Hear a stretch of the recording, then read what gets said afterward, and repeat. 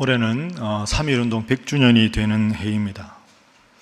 100년 전에 우리 모든 민족의 백성들은 기독교인이라는 이름에 대해서 찬사를 보냈고, 기독교인들은 기독교인이라는 이름 자체에 자부심을 가졌습니다.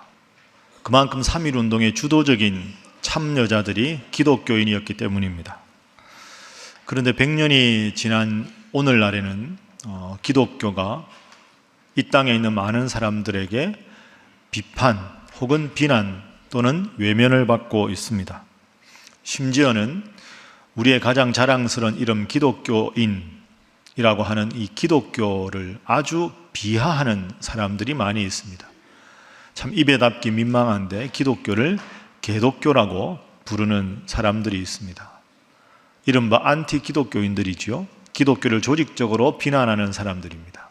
심각한 것은 그런 안티 기독교 사이트에 회원들이 많이 가입을 해 있는데, 일부 사이트는 안티 기독교 멤버십을 가진 사람들의 숫자만 1만 명이 이상 되는 그런 곳이 있다는 거죠.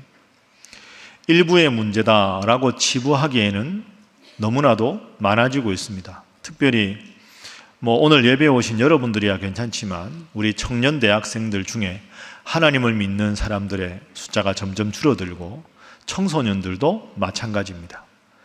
복음화율이 지극히 낮은 사람들을 미전도 정족이라고 하는데, 지금 대학생들, 청소년들이 이른바 미전도 종족에 해당될 정도로 다음 세대 기독교의 모습이 참 암울하다, 이렇게 볼 수 있습니다.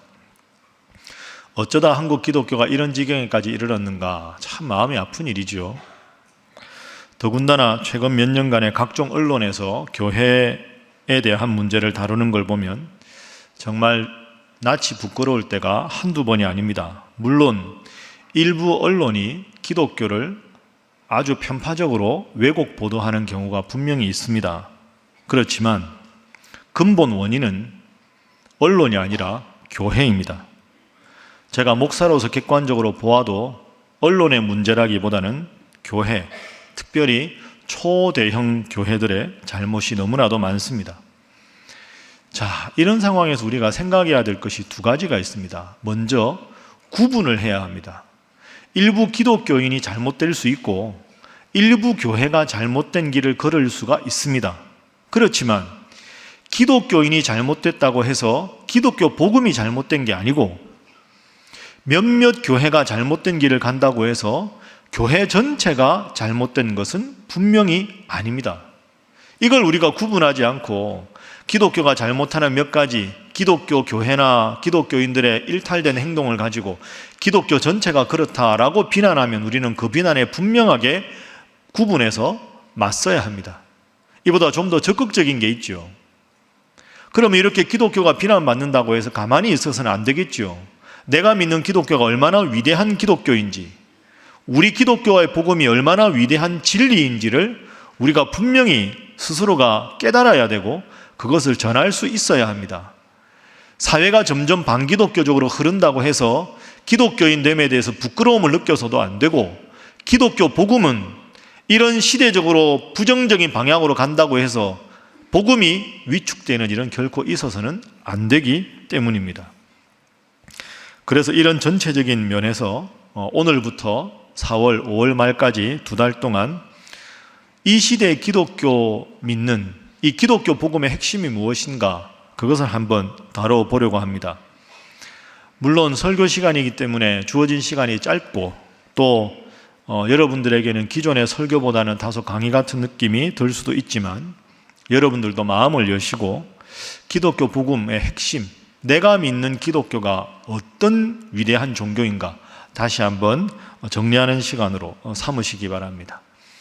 오늘부터 2달 동안은 오늘처럼 주보 속지에 제가 주보 안에 속지를 하나 넣어드렸습니다. 이게 오늘 설교의 요약본입니다. 앞으로 8주간은 여러분들이 이걸 보면서 말씀을 들으시면 되겠습니다. 총 주제는 왜 우리는 기독교인인가? 기독교 그 매력적 종교의 핵심입니다. 오늘은 그 첫째 시간으로 우리가 믿는 하나님이 얼마나 위대하신 분인가에 대해서 잠시 생각을 해보겠습니다. 앞서 말씀드린 대로 문제는 지금 우리가 살아가고 있는 이 시대 자체가 기독교에 그다지 우호적이지 않습니다. 점점 반기독교적인 방향으로 나가고 있습니다. 설교 주제와 연관해서 오늘날 이 시대의 풍조를 두 가지로 한번 정리를 해보았습니다. 먼저 종교적으로는 종교다원주의입니다. 이 시대는 종교다원주의가 점점 주류가 되어갑니다. 여러분, 종교다원주의라는 말 많이 들어보셨죠? 말 그대로 종교다원주의라는 말은 구원이 굳이 예수 이름만으로 얻는 것은 아니다. 다른 종교도 다 나름대로 구원의 종교다. 그러니까 굳이 하나님만 믿고 예수님만 믿을 이유가 없다. 이렇게 생각하는 사람들이 점점 많아진다는 겁니다. 제일 쉬운 예가 여러분 등산 한번 생각해 보십시오. 등산을 하면 산 정상에 오르는 게 목표지요. 산 정상을 구원이라고 한번 가정을 해보면 산 정상에 오르는 길은 하나만 있는 게 아닙니다. 완만하게 천천히 걸어가는 A 코스도 있을 수 있고 급하게 절벽을 가로질러서 올라가는 B 코스도 있을 수 있고 중간되는 C 코스도 있을 수 있죠. 그런 식으로 산 정상이 구원이라면 기독교는 A 코스, 이슬람교는 B 코스, 힌두교는 C 코스, 불교는 D 코스, 이런 식으로 구원을 얻는 것은 똑같은데 코스가 다를 뿐이다. 그러니까 굳이 예수님의 이름만 구원이 아니다. 이렇게 주장하는 잘못된 가르침이 종교다원주의입니다. 그런데 문제는 이 시대 사람들은 그런 식으로 이해하고 있는 사람들이 점점 많아진다는 거죠. 이런 종교다원주의 시대에 왜 예수 이름만이 구원의 이름인가? 이 점에 대해서는 앞으로 또 생각을 해보도록 그렇게 하겠습니다. 오늘 이 시간에는 두 번째 문제, 과학 만능주의에 대해서 중점적으로 한번 생각을 해보겠습니다. 여러분, 요즘에는 참 과학적으로 눈부신 발전을 한 시대입니다. 얼마나 과학이 우리를 삶을 풍요롭게 편리하게 한지 모릅니다. 그러다 보니까 이 과학 문명이 너무 발달하다 보니까 요즘에는 과학적이다라는 말을 사람들이 참 좋아합니다. 과학적이다 반대말이 뭡니까? 비과학적이다. 그럼 모든 걸 과학이라는 안목으로만 잣대로만 바라보려고 합니다. 이게 점점 심해지면 이렇게 됩니다. 하나님 믿읍시다. 하나님을 과학적으로 증명해 보세요. 증명되면 믿어 볼 테니까. 과학적이다라는 말은 가설을 세우고 실험을 통해서 검증해서 분명하게 데이터가 나오면 그걸 믿는 게 과학이거든요. 그러니까 하나님 계신 것 한번 증명해 보세요. 증명해서 내가 이해가 되면 그때 가서 하나님 믿을게요. 이런 식으로 생각하는 사람들이 점점 많아진다는 거죠. 그런데 여러분, 하나님은 증명의 대상이 아닙니다. 그런데 더 심지어 이런 경우가 있습니다. 옛날에 과학이 발달하지 않았을 때, 자연을 사람들이 두려워하고 무서워할 때, 그럴 때나 하나님 믿는 신앙이 필요하지. 21세기에 이런 최첨단 문명 시대에 무슨 눈에 안 보이는 하나님을 믿는가? 하나님은 과거에는 믿어도 이 시대는 하나님 믿는 게 어울리지 않는다 라고 생각하는 상당히 비신앙적인 그런 흐름들이 이 시대의 전체적인 흐름입니다. 자, 이런 상황에서 우리는 어떻게 하나님을 믿는 신앙인으로서의 자부심을 가질 수 있을까? 이것이 오늘 제가 여러분들과 함께 말씀을 중심으로 고민해 보고자 하는 주제입니다. 자, 몇 가지 단락을 나누어서 한번 생각해 보죠. 1번 보십시오. 자료 1번 보시면 오늘 우리가 살아가는 시대, 우선 우리가 부정할 수 없는 게 과학이 주는 편리함입니다. 과학이 참 우리에게 삶을 풍요롭고 편안하게 만들어 주었습니다. 제가 여러분들 앞에 마이크가 좋으니까 그냥 속삭이듯이 말해도 다 들리는 거죠. 이것도 과학기술 문명이 준 일종의 편리함이죠. 요즘 특별히 4차 혁명, 그죠? 4차 산업혁명 시대, 이런 말 많이 하는데요. 그와 연관해서 이런 단어들 많이 들어보셨을 겁니다. 제가 정리했는데 보십시오. 인공지능, 자율주행 자동차, 음성기반 플랫폼, 줄기세포 치료, 가상증강 융합현실, 이런 단어들 많이 들어보셨을 겁니다. 들어보셨죠? 모른 척하고 앉아 계시는데 많이 들어보셨을 겁니다. 다 알 수 없으니까 예를 들어서 인공지능을 한번 생각해 보죠. 인공지능 AI, 참 요즘 많이 회자되는 용어인데요. 인공지능이라는 말은 말 그대로 하면 인간만이 가지고 있다고 생각되던 지적인 능력의 일부나 또는 전부를 컴퓨터가 구현하는 것, 그게 인공지능입니다. 그러니까 인간이 모든 걸 할 줄 알았는데 인간이 가진 지적 능력의 일부나 전부를 이제 컴퓨터가 대신하는 거죠. 그게 AI, Artificial Intelligence라고 합니다. 그런데 이 인공지능 AI에는 두 가지가 있습니다. 약인공지능이 있고 강인공지능이 있습니다. 약한 인공지능은 정해진 룰을 딱 입력하면 그 룰에 따라서만 과제를 딱딱딱딱 수행하는 게 약인공지능이고, 요즘의 인공지능은 강인공지능이죠. 컴퓨터가 스스로 알아서 판단하고 이해하고 유추해서 알아서 스스로 작업을 수행하는 겁니다. 약인공지능의 예를 한번 들어보면 여러분 기억하실 겁니다. 1997년에 서양식 장기가 체스 아닙니까? 체스. 그래서 이제 세계 체스 챔피언 사람하고 체스를 잘 이제 데이터를 넣어서 훈련시킨 컴퓨터하고 시합을 했습니다. 그런데 컴퓨터가 이겼습니다. 그게 1997년입니다. 상당히 충격적이었죠. 그런데 여러분, 그로부터 한 20년 후에 기억나시죠? 정확하게 3년 전에 2016년에 알파고하고 이세돌 구단하고 바둑 시합을 했습니다. 그전에는 어떻게 생각했냐 하면 서양식 장기인 체스는 규칙이 아주 간단하기 때문에 컴퓨터가 그건 인간을 이길 수 있지만 바둑이 얼마나 수가 변화무쌍합니까? 그래서 이 복잡한 바둑은 컴퓨터가 절대로 인간을 이길 수가 없다, 이렇게 생각을 했죠. 그런데 2016년에 이세돌 구단하고 알파고가 붙었습니다. 누가 이겼습니까? 알파고가 이겼습니다. 4승 1패로 압도적으로 이겼죠. 이게 상당히 충격적인 일입니다.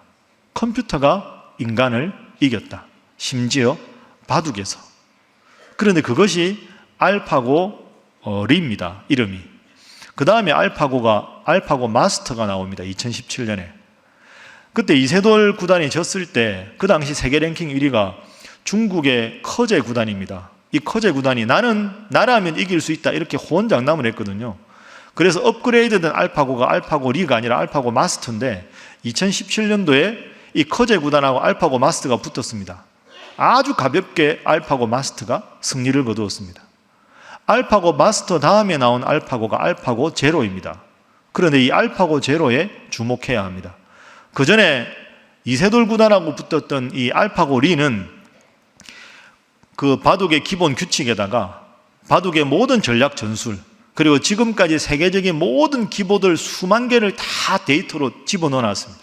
그러니까 수를 딱 이세돌 씨가 두면 여기에 가장 최적화된 수를 지금까지 가지고 있는 데이터를 가지고 조합을 해서 수를 둔 거죠. 그런데 알파고 리와 마스터를 지나서 알파고 제로에 와서는 그게 아닙니다.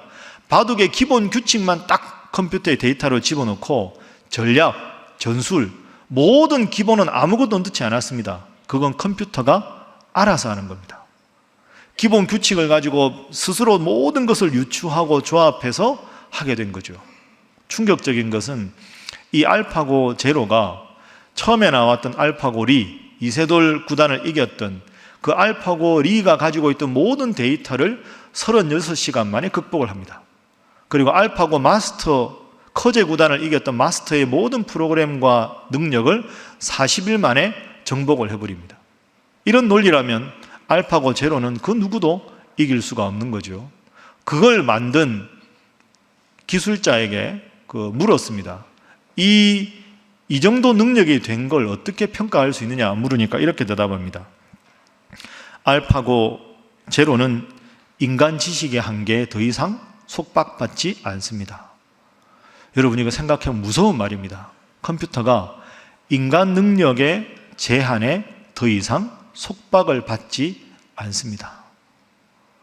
이런 식으로 계속 가다가는 컴퓨터가 우리를 어떻게 하지는 않을까, 이런 막연한 불안감까지 생길 정도입니다. 자, 여러분, 제가 알파고 예를 들었죠.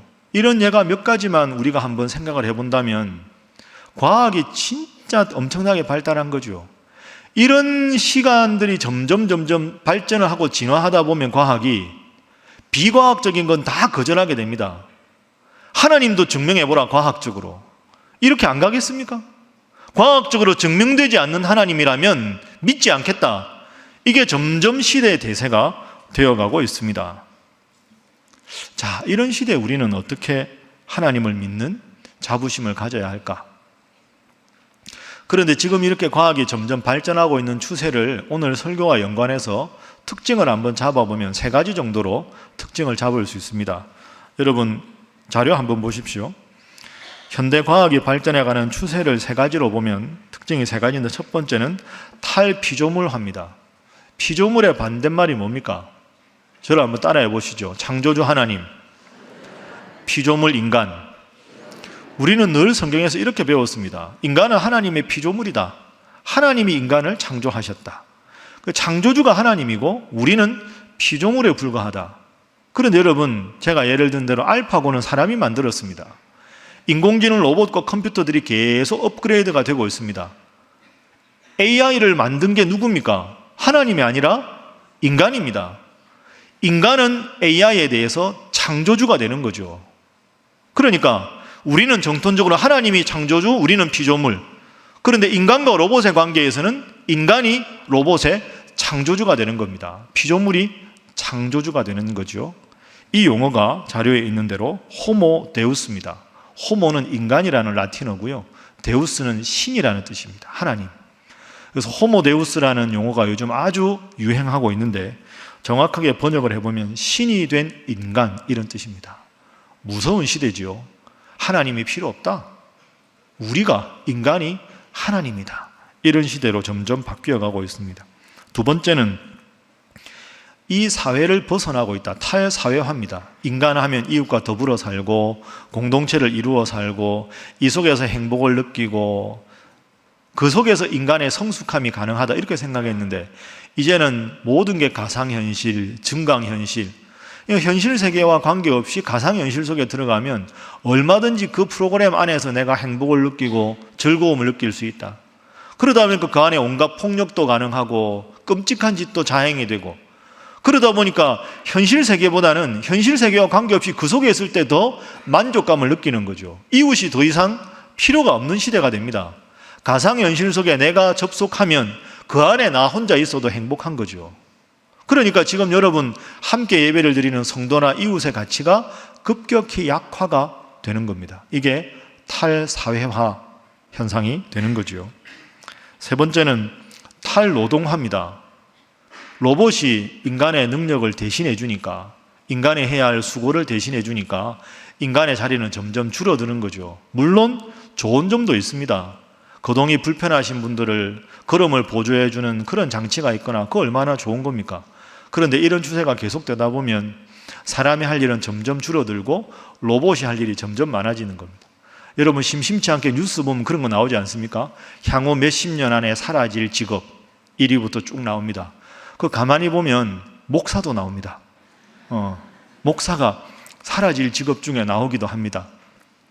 제가 설교하는 게 아니라 신구약 성경을 몽땅 외우는 컴퓨터가, AI가 신구약 성경 헬라어 히브리어를 완벽하게 습득하고 전 세계 최고의 설교들을 수만 편을 넣어놓고 있다가 딱 필요할 때 AI가 대신하는 거죠. 제가 사라질지도 모릅니다.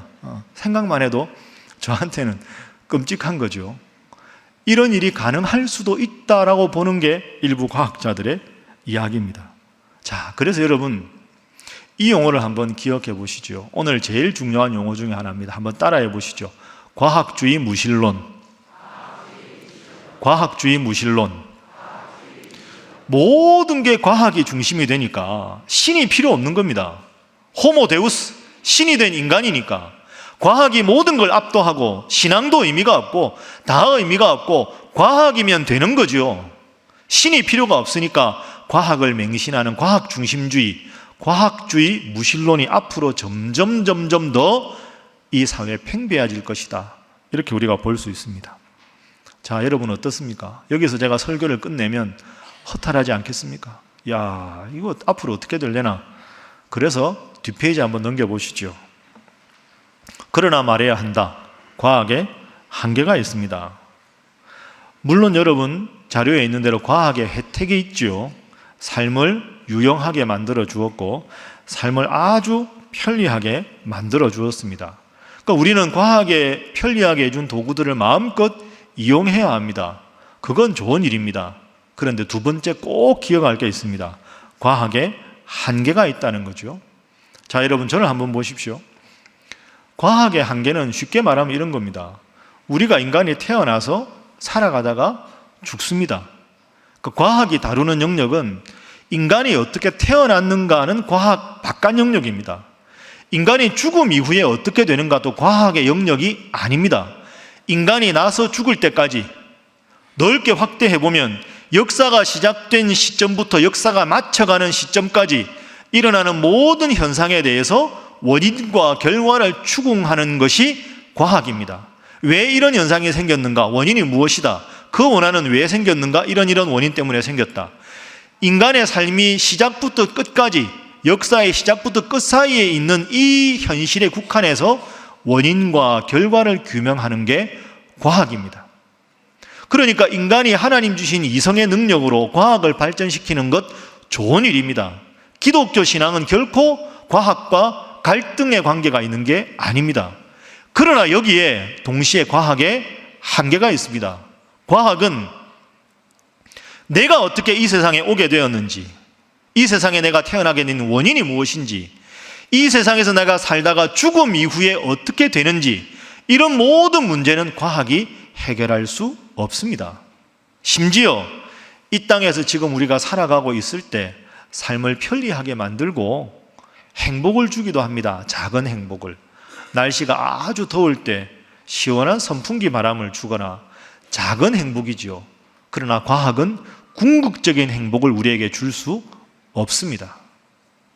때로 내 인생이 힘들고 어려워서 위로가 필요할 때, 너무나도 허전하고 고독감을 심하게 느낄 때, 좌절이 생길 때, 내가 왜 인생을 살아야 되는다는 좌표를 잃어버렸을 때, 내 인생이 이렇게 허무한데 죽음 이후에 내 인생이 어떻게 될 거냐 하는 이런 질문에 대해서 과학은 결코 대답할 수 없습니다. 그러므로 과학은 우리의 삶을 편리하게는 해 주었지만 우리 삶이 필연적으로 부딪히는 살아야 되는 이유, 죽음 이후의 삶, 나의 궁극적인 행복, 나의 실망, 좌절, 슬픔, 아픔, 환희, 도덕, 윤리, 사랑, 이런 영역은 과학이 다룰 수가 없습니다. 이런 영역은 오직 기독교 신앙만이 다룰 수 있는 줄로 믿습니다. 어떻게 다루느냐 보십시오. 내가 태어났습니다. 죽습니다. 과학의 발전은 필요하죠. 과학을 발전시키는 일도 하나님 주셨으니까. 그런데 내가 지금 태어났는데 내가 태어나게 된 이유가 무엇인가? 무엇을 위해 살아야 하는가? 죽음 이후에 어떻게 되는가? 이 모든 것에 대한 대답을 성경은 분명히 하고 있습니다. 내가 어떻게 태어났는가? 이 부분에 대한 성경의 고백은 이것입니다. 따라하겠습니다. 창조주 하나님.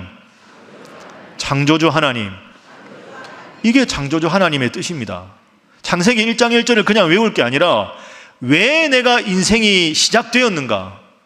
이 질문에 대한 가장 분명한 성경의 대답은 하나님이 나를 창조하셨다. 그리고 태어나서 죽을 때까지 내 눈에 보이지 않지만 하나님께서 내 삶을 주관해 가신다. 따라하겠습니다. 역사의 주관자 하나님. 이게 지금 우리의 삶입니다. 죽음 이후에는 천국과 지옥이 있습니다.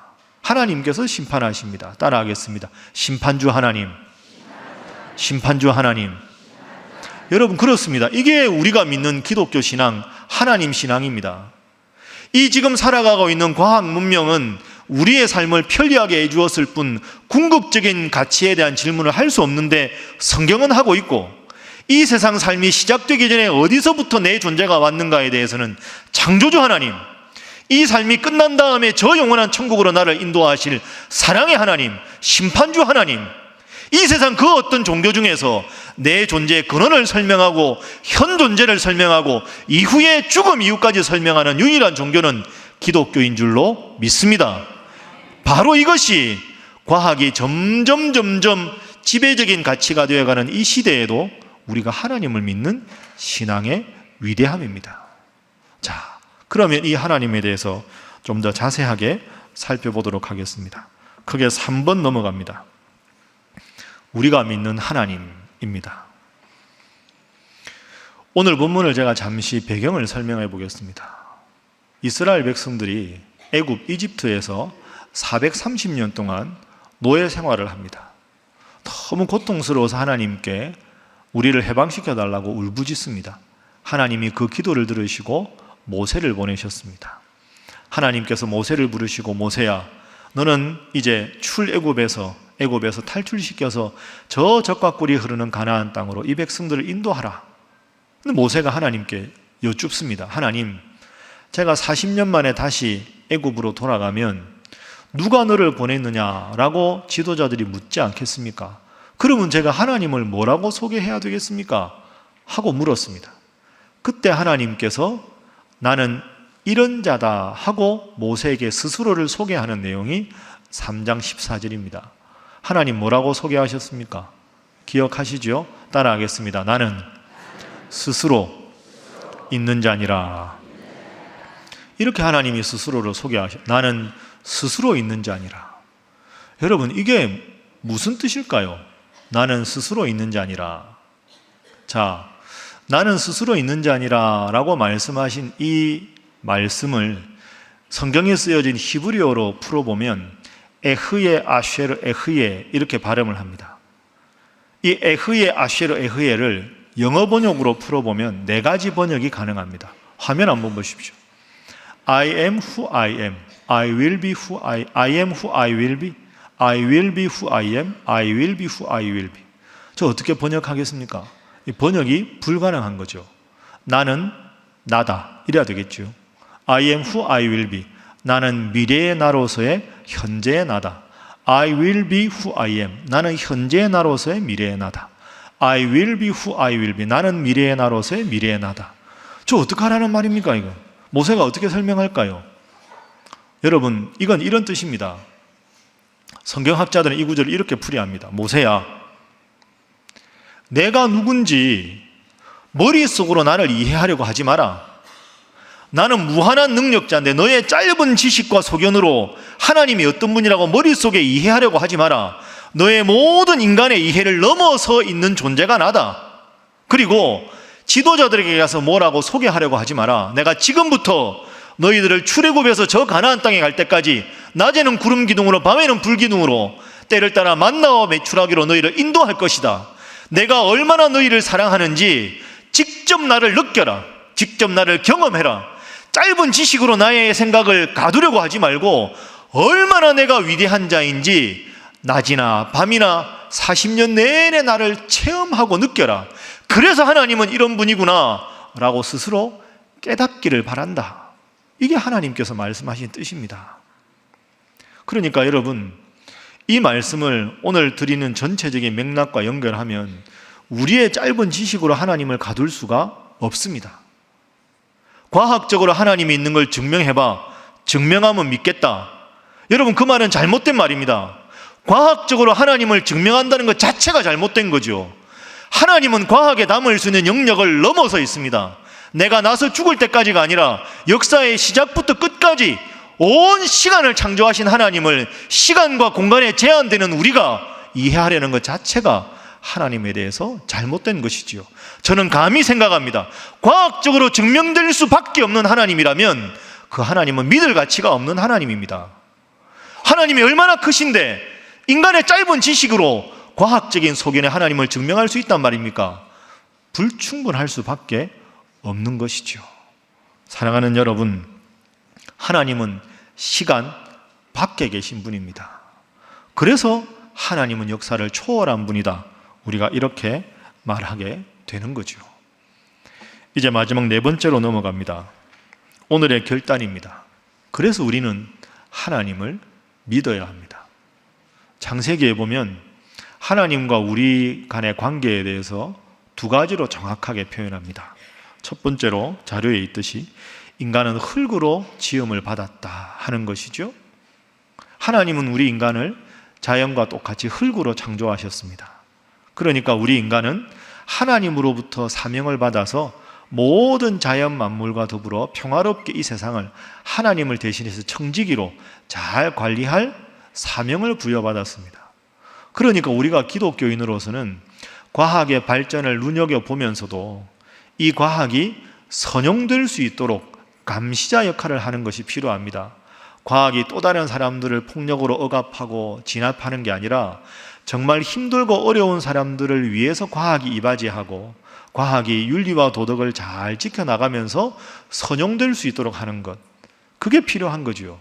결코 과학과 기독교 신앙은 거듭 말씀드리지만 배치되는 관계가 아닙니다. 두 번째가 더 중요합니다. 두 번째는 인간은 하나님의 형상대로 창조된 존재라는 거죠. 이 말은 인간이 인간으로서 행복하기 위해서는 하나님과의 관계가 바로 서 있어야 한다 하는 겁니다. 하나님과의 관계를 단절하게 되면 인간은 점점 비극적인 역사만 만들어 갈 수밖에 없습니다. 지금 이 시대가 바로 그런 시대입니다. 과학주의, 무신론의 시대. 눈에 보이지 않는다고 하나님을 점점 배격하고 인간이 인간 스스로를 절대화해서 우리만의 능력으로 모든 멋진 신세계가 가능할 것처럼 착각하는 시대. 절대자이신 하나님을 버리고 인간 중심으로 모든 걸 해나가려고 하는 심각한 시대가 이 시대입니다. 그런데 여러분, 마지막으로 오늘 우리가 처한 현실을 생각해보고 설교를 마치겠습니다. 과학이 그렇게 발달했다. 여러분 스스로 한번 여쭤보십시오. 여러분 30년 전이나 20년 전이나 10년 전 오늘 생각하면 과학이 얼마나 발달했습니까? 과학이 발달한 만큼 여러분 행복해지셨나요? 아닙니다. 과학은 편리함을 줄 뿐이지 마음의 평안을 주지는 못합니다. 이렇게 과학이 발달했는데 여러분 아침에 눈 뜨시면 제일 먼저 뭐 하십니까? 물론 기도하시겠죠. 기도하고 말씀 읽고, 저는 그 다음에 하는 일이 있습니다. 인터넷으로 제 스마트폰으로 앱을 확인합니다. 오늘 공기의 질을 확인합니다. 초미세먼지, 매우 나쁨, 보통, 좋음, 미세먼지. 주일날은 꼭 확인합니다. 왜냐하면 초미세먼지가 심각한 날은 연세 드신 분이 교회에 못 오는 경우가 많거든요. 두렵고 떨리는 마음으로 항상 주일날 아침에 확인합니다. 여러분 이게 어처구니 없는 일 아닙니까? 이렇게 과학이 발달했는데 눈 떠서 우리가 맨 먼저 오늘은 편하게 숨을 쉴 수 있는 날인가를 체크한다는 게 이게 모순입니다. 이렇게 과학이 발전했는데 숨 쉬는 걸 걱정해야 되는 시대. 우리가 20, 30년 전에 물을 사 먹을 줄 상상이라도 했었습니까? 이렇게 과학이 발달했는데 물을 사서 먹어야 되는 시대가 이 시대입니다. 이게 과학의 역설입니다. 한편 생각하면 엄청나게 인간의 힘이 대단한 것 같지만 또 한편 생각하면 인간처럼 초라하고 비극적인 존재가 없습니다. 그렇다면 여러분, 우리가 가장 행복하게 살아가는 방식이 무엇일까요? 과학의 편리함을 주신 하나님 앞에 감사하면서 과학의 한계를 분명히 보고 과학이 대답할 수 있는 내가 어디로 와서 어디로 가는가? 나는 왜 사는가? 어떻게 살아야 하는가? 궁극적인 인생의 질문을 성경을 통해서 하나님을 통해서 해답을 얻어가는 사람, 과학의 편리함을 느끼면서도 과학에 대답할 수 없는 위대한 인간의 궁극적인 질문에 대해서 하나님을 통해서 그 대답을 찾고 말씀을 통해 대답을 찾는 사람, 그런 사람이 우리 기독교인인 줄로 믿습니다. 그래서 여러분 앞으로도 내가 하나님을 믿는 것, 여기에 대한 무한한 자부심을 가지고 내가 신일교회 성도된 것, 이것에 대한 무한한 자부심을 가지시고 믿음 생활 잘 해나가시는 우리 사랑하는 신일의 모든 성도 되시기를 주님 이름으로 부탁합니다. 기도하겠습니다. 만왕의 왕이시며 우리의 창조주 되시고 역사의 주관자이신 하나님, 마치 그 옛날 바벨탑을 지었던 교만했던 인간들처럼 우리의 삶을 인도하시는 주님을 떠나 점점 교만하여 하나님 없는 세상, 하나님의 위치를 다른 신들과 같은 위치로 격화시키는 세상에 저희가 살아가고 있습니다. 하나님, 저희로 하여금 이러한 세상의 풍조에 휩쓸리지 말게 하여 주옵소서. 나의 짧은 지식으로 하나님을 재단하지 않게 하시고 인간의 적은 지혜로 하나님의 무한하신 지혜를 매도하는 어리석음을 경계하며 살아가게 하여 주옵소서.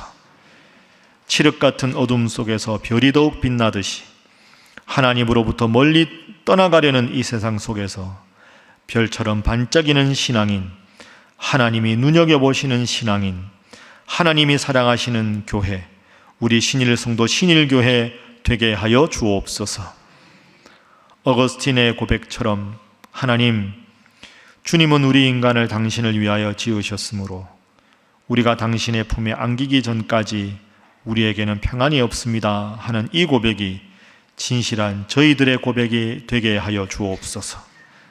그리하여 저희로 하여금 이 세상에서 우리가 가장 잘한 일이 하나님을 믿는 일이요, 또한 이 땅에서 가장 행복한 것이 신일교회 성도된 것임을 자부심으로 느끼며 고백하는 우리 성도들이 되게 하여 주옵소서. 예수님의 이름으로 기도하옵나이다. 아멘.